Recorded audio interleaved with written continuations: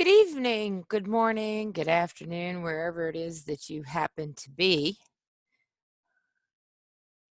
Um, and welcome to the next installment in our video lectures for this semester. We're going to be looking a little bit more at early modern political theory today. And the reason why you have behind you the coat of arms of the English monarch is, well, one, that's at Niagara Falls and Fort Niagara, where which was once a British fort. But also it is because last time we looked at the theoretical underpinnings of divine right and absolutist monarchy. And today, what we're going to be kind of looking at in this series is the opposition theory, resistance theory, and the questions of resistance and limited government. And it's easier for us to assume in the 21st century this kind of question, but it certainly was not a simple one then, and for many Christians remains a troubling question that they have to deal with. And so here, let's go look at what's going on with resistance theory.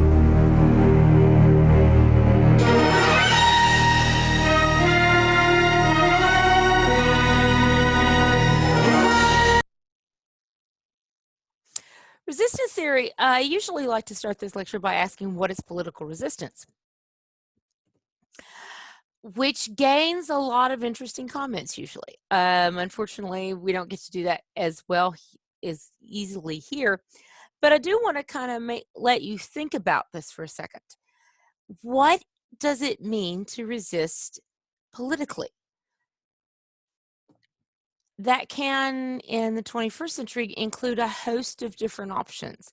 That could include things like running for office. It could include things like petitioning the government. It could include things like going on social media. It could mean a campaign of various sorts. It can mean political marches. It can mean sit-ins. It can mean a lawsuit. It can mean all sorts of things. It can also mean violent revolution and violent revolt. What were known sometimes as jacqueries in France, revolts that didn't really lead anywhere. Those jacqueries were so called because they always seemed to be led by a guy named Jacques.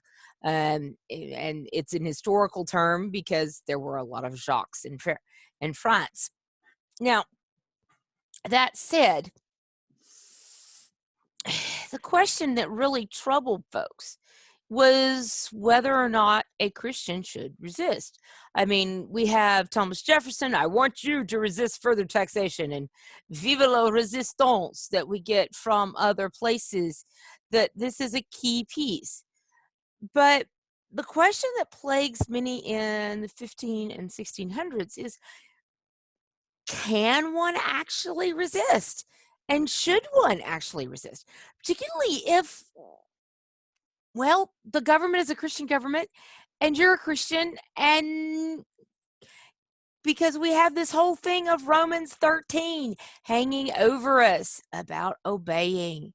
And if that's the case, can you resist at all? Good question. Hard question. Question that's brought about some serious debate in the department between us occasionally, for just his kind of historically spirited debate. And it's also been one that is a question that Damon and I have asked, because he's also an historian and political scientist too. And so we asked this question in light of Romans 13, in light of Render unto Caesar, in light of 1 Peter 2, can a Christian resist? And there are a lot of different answers to that question. And there are other verses to go to try and talk about obeying God rather than men. And we've got Acts 5 right there, which we actually discussed in class when we looked at scripture on government. So if you can see that there is a moment when we can do that, when is it? And then how do you resist in a way that doesn't compromise your Christian principles? Because see, here's the thing. Eventually, this is going to be on sheer theoretical grounds. But the reality is that's not where they are in the 1600s. This is the era of the Reformation and religious wars to keep a unified body politic. How do we resist when the king is Catholic and we think the Pope is the Antichrist? How do we do that? And how do we maintain what we believe is Scripture? And how do you keep those things in line? And that's a really tricky question. And it's going to give rise to some really interesting political theory to deal with this long before you get to Hobbes and Locke. Hobbes and Locke are kind of the end of the story, okay? And then we get the question of revolution with Paine and Burke, but they are the heirs of what's happening in the 15 and 1600s. Now, resistance theory begins, in fact, with the Calvinists. This shouldn't shock us. These are the same guys who, these Puritans, these Calvinists who are going to flee England and go to the Netherlands, and then the Netherlands doesn't even like them, and they wind up fleeing to the New World. And you have to be pretty radical to flee your home and go across the ocean to a place you know not of. And you have to have a lot of faith, too, that what you're doing is what God has called you to do. Now, they don't get to the point of being the Puritans going across the ocean until they've been at a point where they've been actually discussing political revolution anyhow. And that's one thing that is important to keep in mind. I've switched backgrounds partly because the Houses of Parliament are a little more fitting for resistance theory than the coat of arms of the monarchy, or perhaps it's the other way around, but we'll see. At any rate, the Presbyterians have a long history of this, in part because they are the minorities. Okay, they are the minorities in Europe.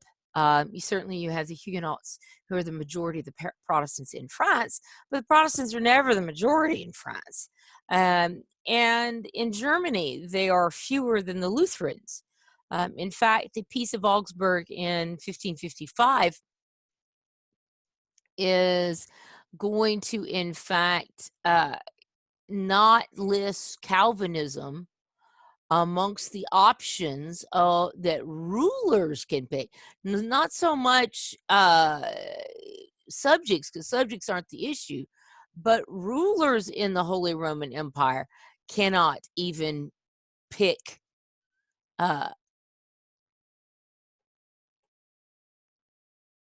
Calvinism in 1555, and I don't know quite why it won't let me write the other 5, but we'll erase that for anyhow.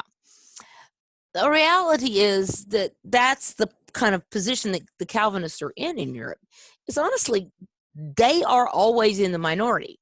And so, of course, they begin to establish ideas about how do you resist government, because in order for them to exist, they kind of have to. Now, that's not the case as much for the Lutherans, who always have friends in political positions. It's not so much the question of the Catholics, although the Catholics are going to get there because of what they face in England and in other Protestant areas. So that's a key thing.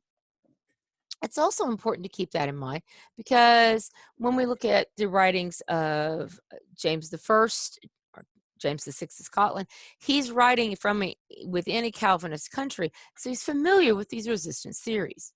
Now, there's a lot of these resistance theories by the Calvinists by the time we get into the 1570s. And one of the most celebrated is that of Stephanus Junius Brutus, celebrated and infamous all at the same time.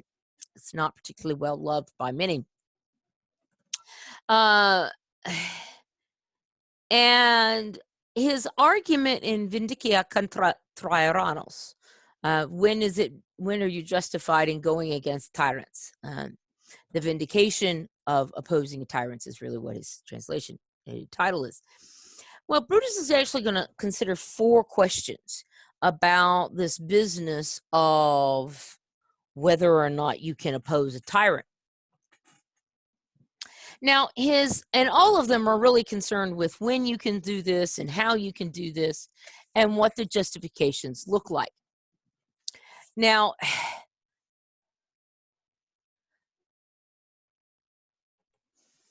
small interruption, but I'm determined to get through this lecture this time. The first two questions are about whether or not a people are bound to obey and are able to resist their king when he breaks divine law. The third question, and the longest one, considers whether or not people can resist a king on the grounds that he is destroying the commonwealth. Okay, so the first two questions, let me say that again. First question is the people bound to obey? Okay, it's the first piece. Second piece, can they resist if the king breaks divine law? Now, in England, that's less of a question because, well, they've already done that. They've done that with John. They've done that maybe with William II, who the Anglo-Saxon Chronicle calls fearing neither God nor man. Certainly, there's an element of resisting tyranny with Richard II, and even revolts under Henry VIII with the Pilgrimage of Grace.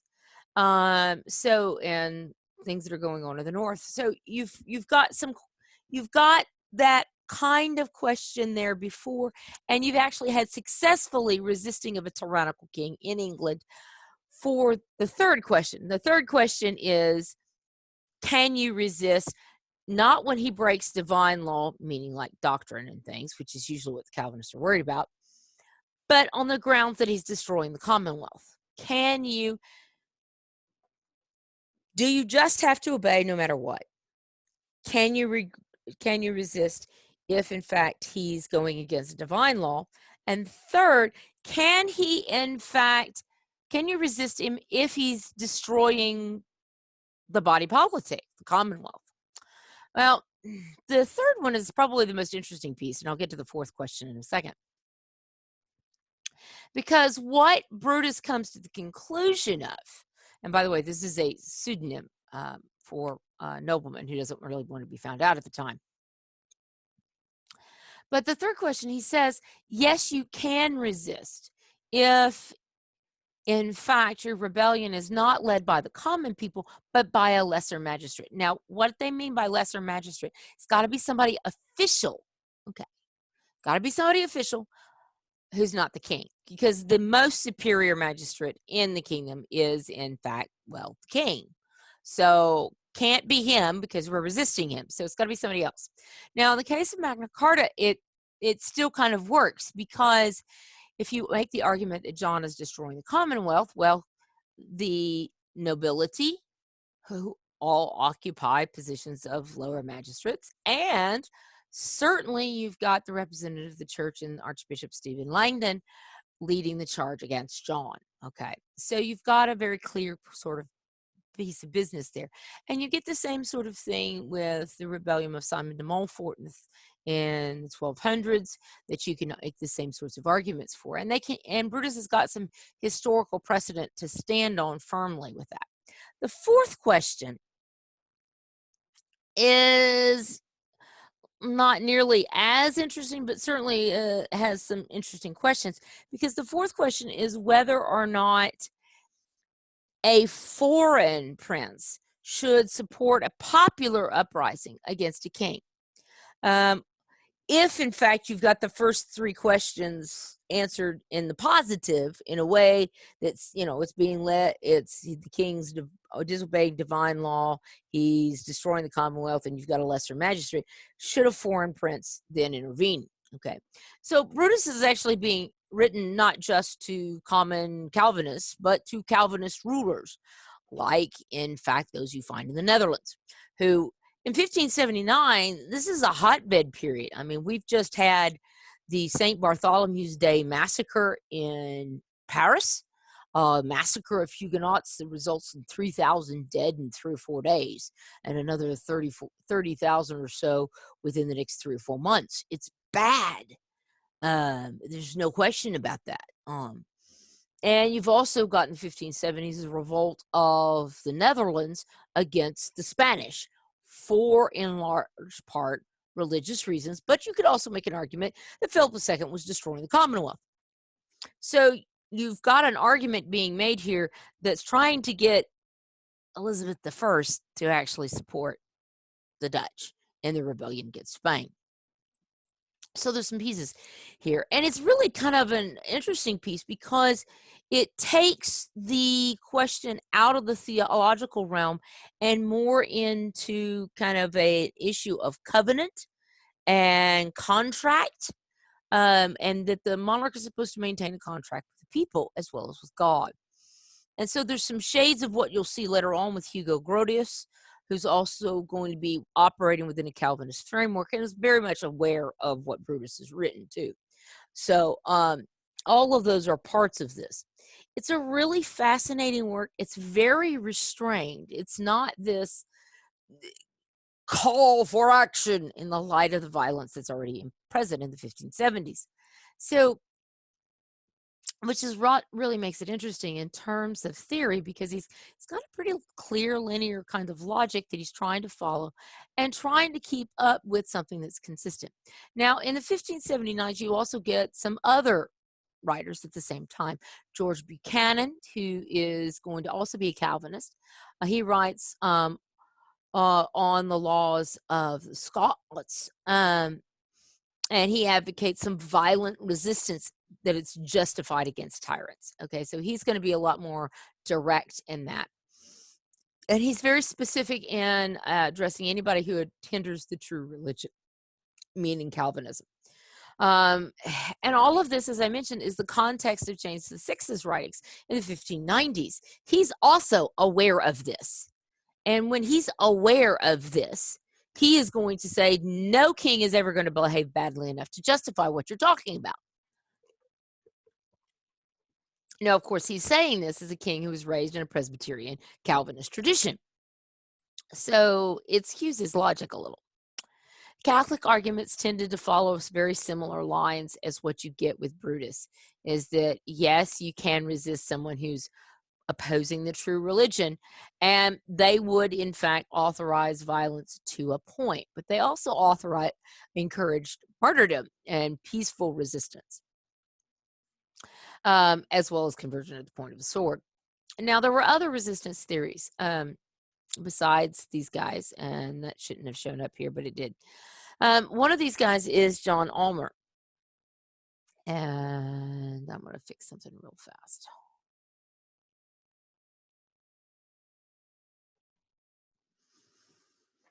Sorry about that.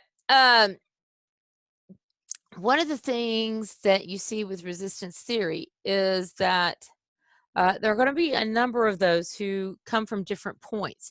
And sometimes they're not actually directly addressing resistance theory, but long term, what they're saying actually has an impact on resistance theory. Yes, even recording, I can't stop talking with my hands. Now, one of these that's interesting for that kind of, his work gets used for things he doesn't really intend for them to be, is in fact the issue of John Almer. John Almer writes this Harbor for Faithful and True Subjects, and he's writing in 1559, very shortly after Elizabeth has taken the throne.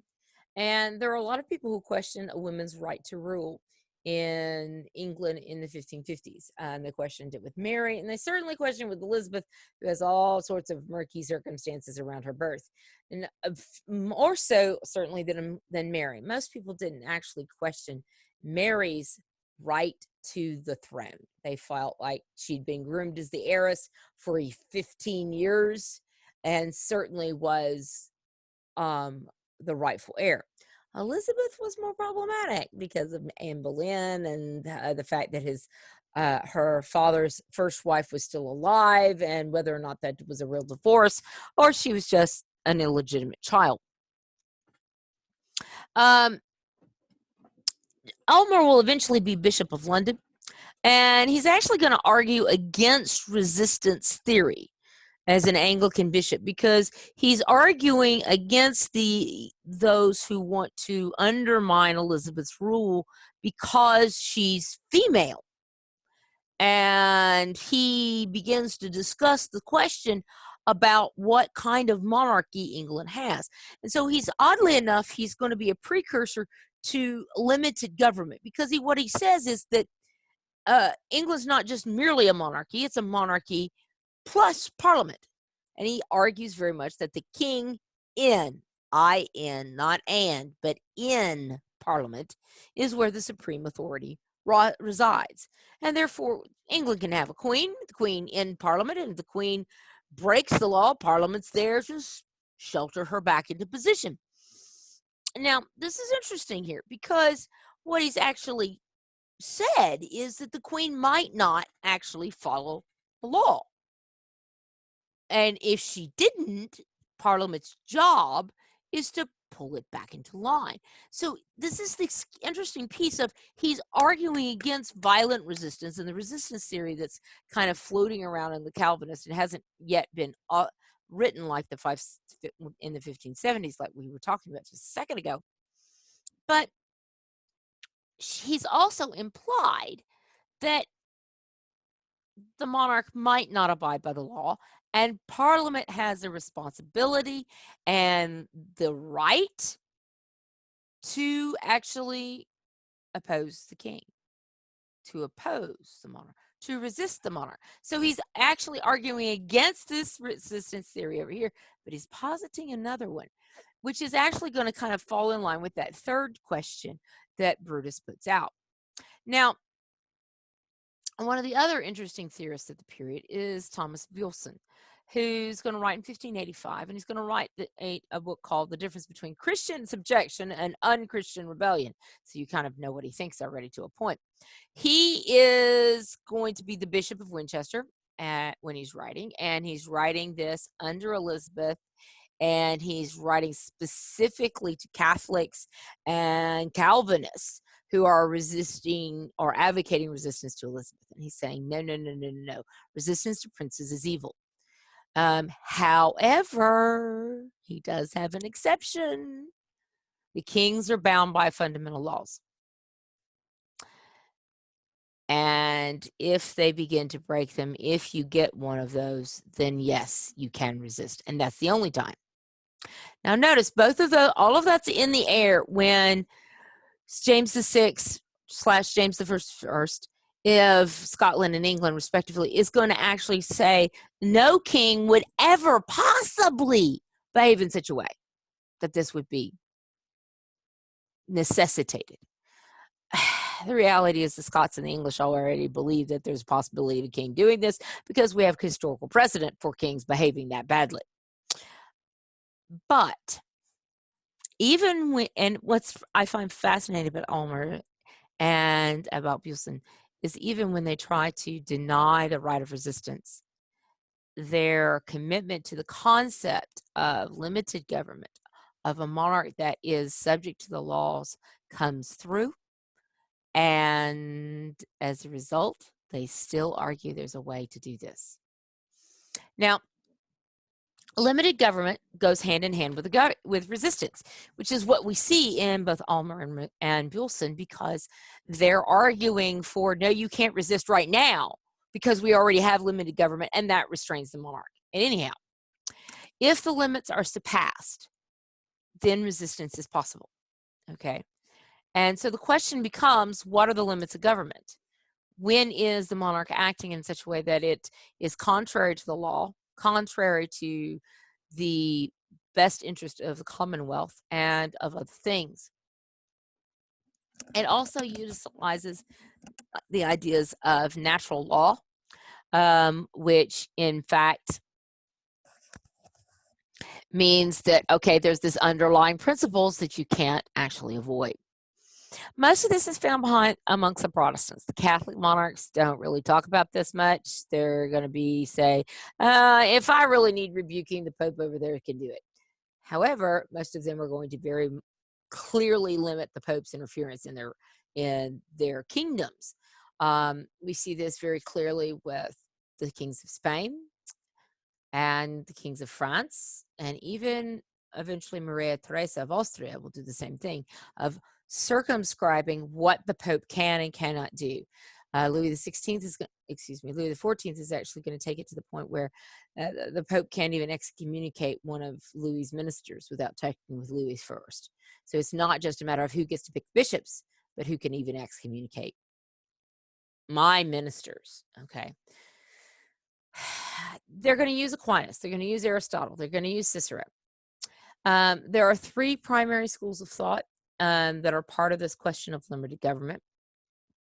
And really about how limited government is conceived, how it is structured, where the authority comes from, because like divine right, they have to explain how they're getting here, okay? And natural law is going to have to play a part, at least to a point, in the early modern period. Now, you're going to see civic humanism, consent theory, and ancient immemorial custom, okay? And we're going to talk about each of these in turn. The first of these is civic humanism. Now, civic humanism is going to draw on the Roman ideas of Republican thought in a lot of ways. And they're going to go to Rome, and they're going to pull heavily from Cicero, okay? Heavily from Cicero. They'll emphasize participation in government. It's not a model that you see used in England. It's going to be something that's used by smaller places like the Netherlands, and the Italian republics like Venice and Florence will use this.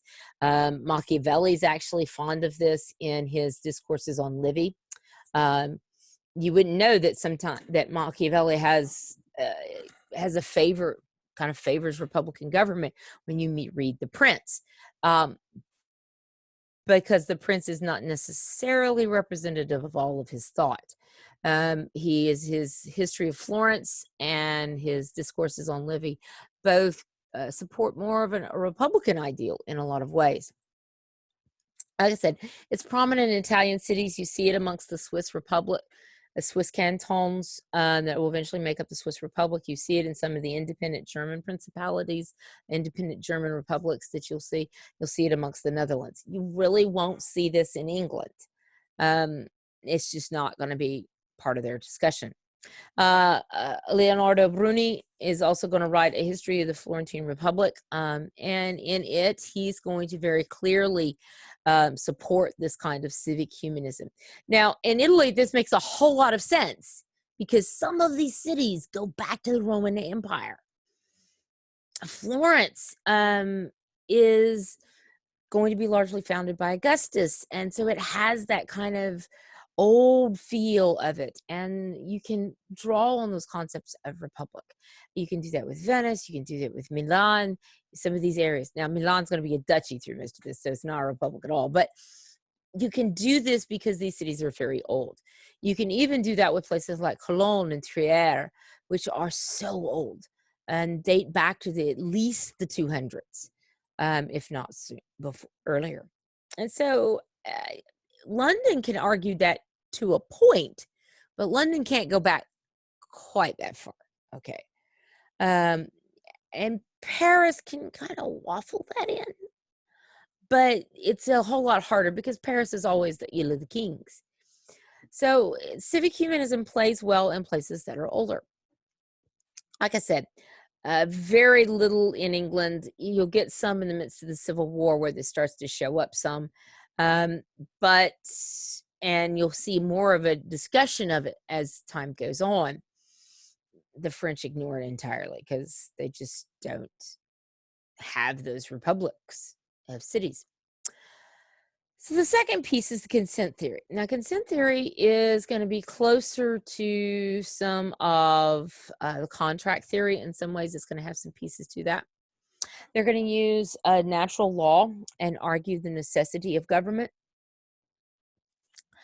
But they will also argue that fathers are not kings. So that argument that is used by the divine right guys, they're going to actually argue against that. You can't put a king and a father on the same level because they're just not the same things, which is actually what, quite frankly, Aristotle argues. He's like, this doesn't totally work here, folks. He agreed with the patriarchal patriarchy that we talked about in the last video. He agrees with that argument about families, but it doesn't work because in the state, you're not talking about people without political rights. You're talking about adult men. Okay, now they're not talking about women's suffrage here, folks. Sorry for my folks who are very much there, as am I, but that's not what they're talking about here. Okay.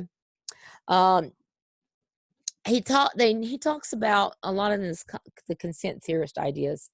They talk about the rule of Adam not being a civic rule, that it was the rule over the economic unit of the family. And so it's not apples to apples kind of comparison. And they're right. It's not an apples to apples comparison. You get a lot of different guys writing on this, and I am not going to go through all of them. Keelisson, Selden. John Selden's actually one of the major theorists in this period. If you really get into this kind of discussion, I recommend looking at Selden. But there's also some counter-Reformation Catholics who are going to argue the same thing. Okay, so this is not just something that's Protestants. Protestants will love this eventually, but Catholics can actually argue this too. That you got here by consent. You can't do this. Now, one of the better theorists is a fellow by the name of Richard Hooker. Richard Hooker is going to be well known in the debates of the 1600s. Both Locke and Hobbes will know this guy. And even guys like Burke and some of the philosophers of the Enlightenment would have known of some of Hooker's ideas because he's going to kind of crystallize a lot of things that are in the air. And in 1597, he writes this Laws of the Ecclesiastical Polity. And there he is up there in his little statue. It's mostly about theology, but he's also talking a lot about how governing acts in England and how it works in England. He refutes the concepts of the patriarchy theory, but he leaves in place this designation theory. Okay. Now, if you're don't remember from the last video, A, go back and watch it again. But B, the patriarchy theory is that, okay, the king is in charge because the father is in charge of the family. And Hooker's like, the rest of the consent theory guys, he's like, this is not going to work. But the idea that the king is designated to be the king through the avenue of the people. This is an interesting idea because it gives some theories to the people. It gives power to the people, the power of assent, the power to consent. Okay, because if you designate somebody, then you are consenting that they're the guy going to be in charge. Okay. If I say, okay, you look the most likely to lead us out of this mess. Okay, I have consented that you have authority in this. Now, I may choose to argue against you later, but I have that authority because I was one of the ones who said, yeah, you're the guy in charge. Okay, and that's part of what he's going to do here. He's going to argue that congregated families create political authority. Okay, and now we go back to Rome again. And while they're not going to argue, they will pull from Rome, is that the patriarchs, the patricians, are in fact the heads of clans, the heads of families. And that's how they got to be in the Senate. And that's why the Senate has so much power, is because they represent the original families of Rome. Okay. And so those congregated families are what creates political authority. Now, there's a lot of debate over democracy because in the early modern period, they're not fans. They're not fans of direct democracy unless you're in Switzerland, okay? As the Swiss are going to be a little on the odd side. My pen keeps disappearing into the background. That's fascinating. Okay. It's late. I'm tired. Okay.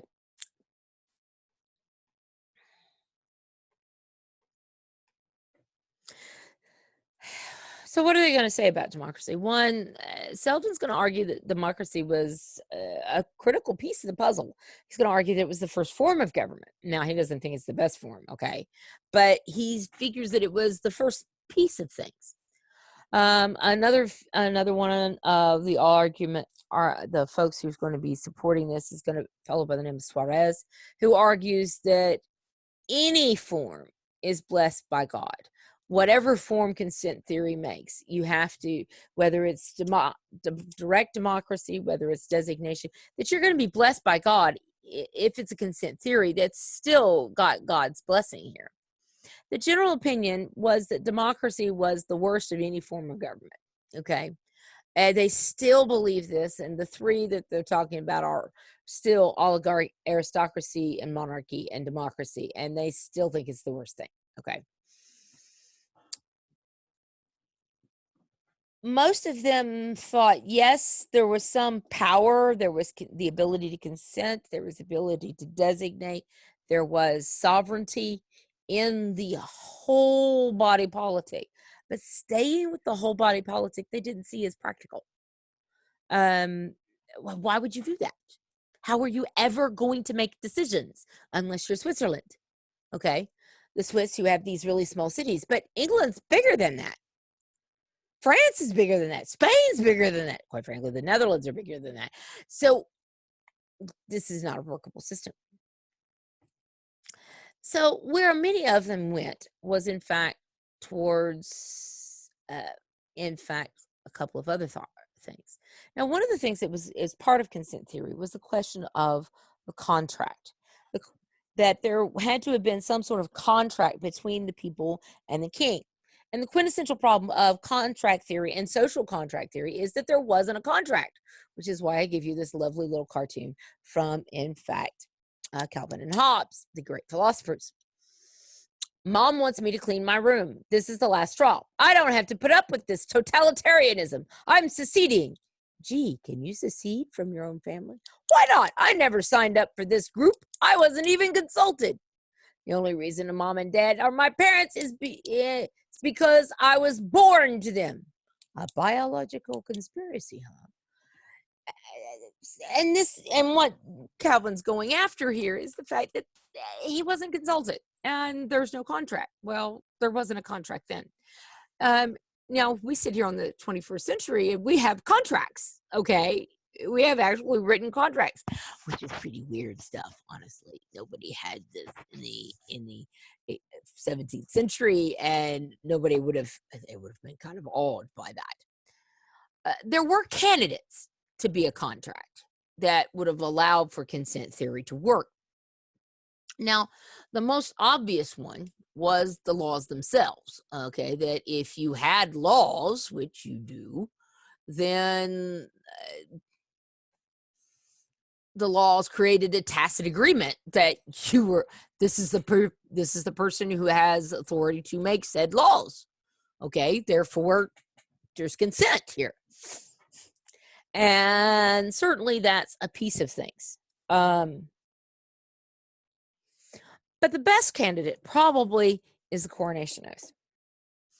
And both Protestants and Catholics will argue that a monarch is bound by their oath.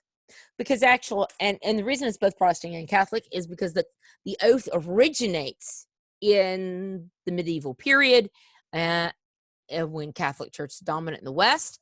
And for England, the first coronation is actually made in 973. Now, what's interesting about that coronation oath in 973 is Edgar the Peaceable, who swears that oath, has already been on the throne for 20 years. Okay. So his oath comes after he becomes king. And so what he's swearing to is that he's going to behave in a certain fashion. And for the English, there's a lot of precedent here because, and I'm not talking about John now, I'm going back to Henry I. When Henry I becomes king, okay, he swears to uphold the laws of Edward the Confessor. He actually issues a coronation charter that lists the laws he's going to uphold And that's what he's going to do. Now, the reality is, his coronation oath was already supposed to bound him to that, but he's kind of detailing it even more specifically. And so both sides are going to argue that the coronation oath is the contract. It's the best kind of thing. And when you get into the 1600s, now here's where the ironies go, because James I and Charles I are both going to say that the coronation is not a contract. They're going to argue this. And then they're going to argue about how the coronation makes them blessed by God. And if the coronation isn't a contract and does it make you blessed by God, then exactly what is the importance of this thing? So there's some issues. But when they put Charles I on trial in 1649, now granted, it's kind of a rigged jury. It's not a jury that's really going to go against Hank putting him on trial anyhow, because it's already been cut down to the bare, almost to what is going to be known as a rump parliament of 50 guys. But here's the thing. They're going to use his coronation to convict him of treason against himself and against the country. How do you do that? Well, you swore an oath. You didn't uphold it. Therefore, you're betraying the Commonwealth and destroying the Commonwealth. Now we go back to Brutus's argument. And so the contract, this is the best one. And in 1628, and this is early in Charles I's reign. Okay, just side note. James I's reign in England is 1603 to 1625. So 1625 to 1649 is Charles I, and that's the year he's executed. And for England, Charles II doesn't take the throne until 1660. If you ask the Scots or the Irish, or even the Scots or the Irish, they'll tell you that Charles II became king in 1649. So it's kind of whoever you're asking here. But so 1628, early in Charles's reign, before he's dismissed Parliament, John Pym is going to actually take the stage in Parliament and begin to argue that the coronation and oath binds the king to certain things, and that this is the contract between you and the rest of the country, and you had best be abiding by it. That's the key. Now, in 1640, in the midst of the Civil War, both prince and people are bound by mutual, and yes, I'm using the 1640 spelling there, by covenant and sacred oath. The Stuarts will actually claim it doesn't do that, but they'll alter the coronation oath just in case, because they actually do know that this is about the contract and what you're agreeing to do for the country. Instead of swearing to uphold and observe old law, they swore to do so only if it was compatible with the prerogative of the king. So in other words, they're changing the oath that they say doesn't bind them is no contract. It's not a contract, but I'm going to change the contract so that I can do what I want. It's a contract. They also removed the word chosen from the description of the laws that the community has. But here's the thing. The coronation oath gets even more tricky when you pull in real things and not just theory. England is conquered in 1066. All of it. And if you want to argue it takes longer than 1066, yeah, it maybe takes another few more years. But by the time Doomsday is ordered in 1086, William's got full command of everything, from the Scottish border to the south and good portions of Wales. And the reality is, at that point, he has it by right of conquest, not by contract, but by conquest. But Hastings and the invasion is in October. On Christmas Day, 1066, he takes an oath. He has all the noblemen swear to him, but he also takes an oath, a covenant oath, and it's at that moment that he's crowned. So yes, he's got it by right of conquest, but he's also got it by immediately swearing an oath. And here's my contract with you. even though I've just won it by conquest. Now, Richard Hooker is going to argue that William's the legitimate heir. Pym says that William conquered the land, not the law. And this is how he's working it. And so that he needed to do, in fact, he needed that oath, okay? There's a lot of argument about this in the late 1500s and early 1600s about this. Tons and tons of paper and arguments about what this, and this is why we go back to the whole business of the king's two bodies. Notice that that's written in the 1570s. He's writing, Edmund Plowden is writing in the midst of this discussion that is just everywhere in England. Okay. The third piece that's related to the contract but goes a slightly different direction and is very much an English issue is the question of common law. Now, common law is a little tricky because it doesn't have a nice, neat definition usually. Common law of England is nothing else but the common custom of the realm, and that's what they really mean. Common law is often referred to as law from the ground up. It's not statutory law. Statutory law starts up here at the top and comes down, okay? King passes the law. Government, federal government passes the law. Boom, law. Everybody has to follow. That's not what common law is. Common law says, well, let's look at how we did this before. And this is a problem now, but we've had this problem before, and this is how we solved it. So we're going to solve it now how we solved it then. It's law based on precedent, but it's law based on the precedent of how the custom of the land has been done. In the medieval world, the basics of how this worked was that twice made custom. Okay, so you've done it twice, that makes it custom. Twice again, custom twice over, 4 times then, makes it law. So, if I pay taxes once, doesn't mean anything. Pay taxes the same time of the year, the same amount, that makes it custom. If I do it 2 more times, then it's become law.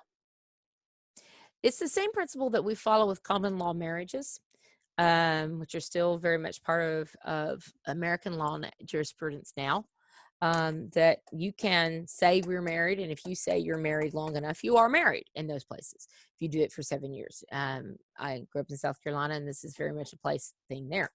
And here's the trick. You can say you're married by common law, but you can't common law divorce. Common law divorce, if common law marriages are recognized, you still have to go through the courts if you're going to be stopped being married. Common law marriages held. Oddly enough, the federal government still uses this in Social Security, what is known as holding out. Holding out means that, in fact, and yes, Damon works for the Social Security. My husband does this, and this is why I know this. But this is part of the rule book there for them, is that if you are holding out, that means you're telling other people that you're married, even though you don't have any legal jurisdiction. That's considered to be married, okay? And if you stop telling people that, then we have an issue of divorce and I have to reallocate resources and things. So the reality is we still deal with this twice as over as custom business, okay? Now, the major proponent of this is as the source of limited government and the source of how you get limited government is John Fortescue. Fortescue is going to be writing before all the great controversies of the 1500s. He's writing in the 1400s when the power of Parliament is growing, and he's talking about, he's in praise of the laws of the English is what his title. And he's talking about the purpose of government is to protect persons and property. That sounds familiar, Patrick. You should be hearing shades of John Locke over there, because Locke's not the first to say this. Fortescue is, and any English lawyer by the 1600s knows Fortescue. They've had to study him, quite frankly. Laws served the purpose of government by restricting the king's legislation and the king's taxes, which is part of Magna Carta, okay, which by the time that he's writing is over 200 years old, okay? And Magna Carta is 1215. He's writing in the 1400s. By the 1440s, it's become common knowledge. Let me say that again. 1440s in England, power of the purse belongs to the House of Commons. And if you wanted to raise taxes, any kind of funding bill had to begin in the House of Commons. Very much the same way we do now, that it has to start in the House of Representatives. It can't start in the Senate. Now you can go back and forth over the funding bill, as we've been seeing recently, but it has to originate in the House of Representatives, just like it had to then. Fortescue's work is going to be kind of foundational, but the guy who's going to build this to its greatest extent is Sir Edward Coke. Coke is one of these guys that if you go to law school, you're going to run into Sir Edward Coke. He's going to be one of these guys you would just deal with constantly. He is a defender of the courts. He is going to argue with James I and with Charles I. That in fact, you have to appoint men who know the law. You cannot just appoint people who you think are your buddies to the courts. No. And he's going to pull out Magna Carta and say, look, you can't do this. This is not law in England. He denies also that the king had the ultimate right to interpret the law. He argues that that belongs to the courts. And that concept, okay, is going to really take full throat with Coke. He's going to argue that the law goes back to the Britons, meaning back to the guys who came before the Romans, okay? He's going really back far. Nobody buys this, okay? Everybody's like, no, it's Alfred and the Anglo-Saxons. Alfred establishes the 100 moots and begins to write down law. We have a good law code who's first codified by Alfred. That's our dude. But he says that law is therefore is custom, and that's why it's binding. Once again, it's that twice made custom, and custom twice over makes in fact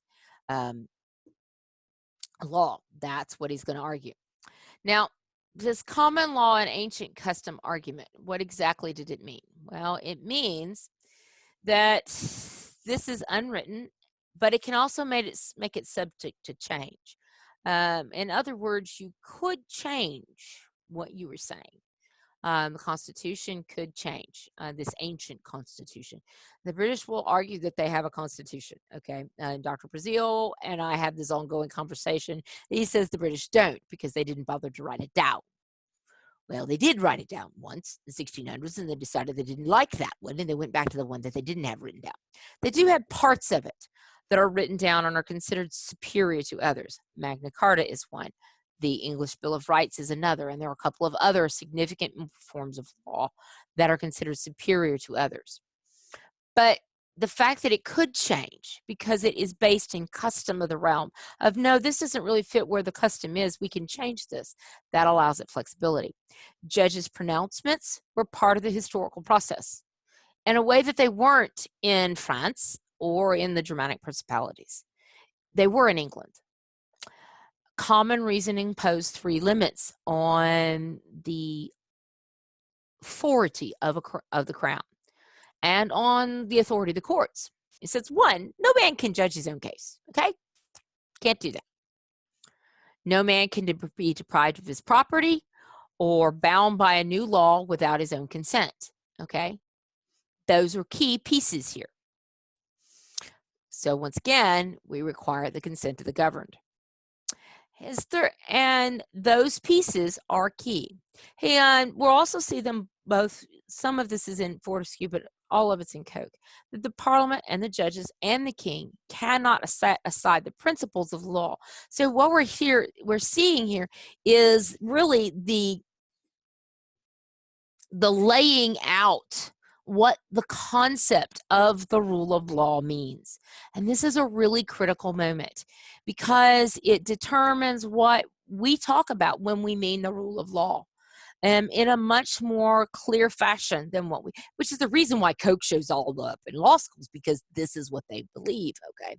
Now, Koch, by the way, is not coming to this without some of his own issues and his own kind of perspective. He is, of course, he is the Chief Justice of both the King's Bench, which is criminal law, and he's also the Chief Justice of the Court of Common Pleas, which is civil law.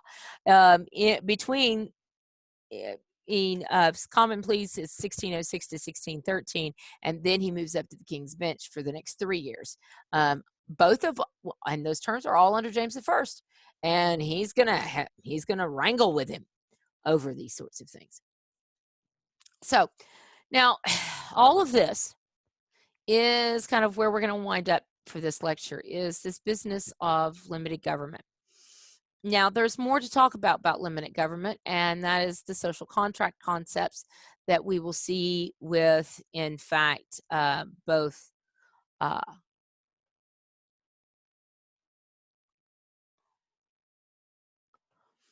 with Hobbes and Locke, and eventually also Rousseau. So social contract, the concept of contract, the concept of consent governance is already there before we get to the 1600s. And I'll leave you with this shot of Parliament here, if I can. Oddly enough, that's Richard the Lionheart, who's not really a consent governing guy. But there's a statue of Cromwell elsewhere. But that's one of the things to keep in mind, is that consent governing and the concepts of that are there in English law before they get into the experimentation in the 1600s. And the arguments are already there and already being discussed by the Calvinists, by the Anglicans, by the lawyers, a lot by the lawyers, and even by the Catholics. And we'll get into social contract in the next couple of lectures, and I look forward to seeing you tomorrow. All right, bye-bye.